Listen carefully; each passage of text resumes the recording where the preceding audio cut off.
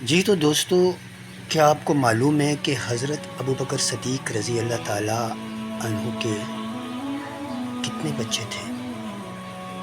ان کے 5 بچے تھے جو 3 مختلف بیویوں سے تھے۔ ان کی سب سے پہلی بیوی، ان کا نام تھا قتیلہ بنت عبد العزیٰ۔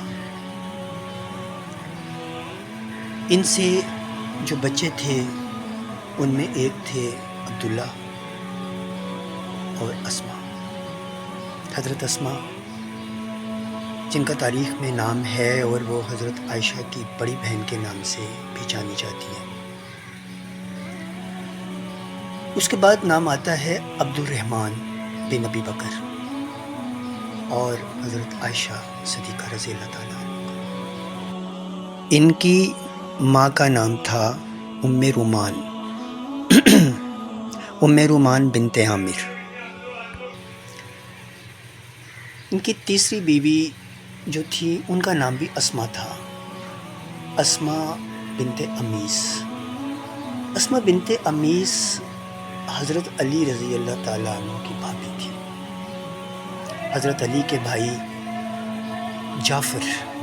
جعفر طیار، جن کا نام آپ نے سنا ہوگا، جعفر بن ابی طالب بھی کہتے ہیں، وہ ان کی بیوی تھی۔ جعفر طیار کی شہادت ہوئی جنگ موتا میں، جو سن 8 ہجری میں لڑی گئی تھی۔ ان کی شہادت کے بعد، عدت پوری ہونے کے بعد، آپ کا نکاح حضرت ابو بکر صدیق سے کر دیا گیا۔ ان سے ایک بیٹا ہوا جس کا نام تھا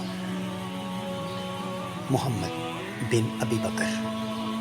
محمد بن ابی بکر ابھی 3 سال کا تھا کہ حضرت ابو بکر صدیق رحلت فرما گئے۔ اس کے بعد ان کی جو بیوی تھی اسما بنت امیس، یعنی کہ محمد بن ابی بکر کی ماں، ان کا نکاح حضرت علی سے کر دیا گیا۔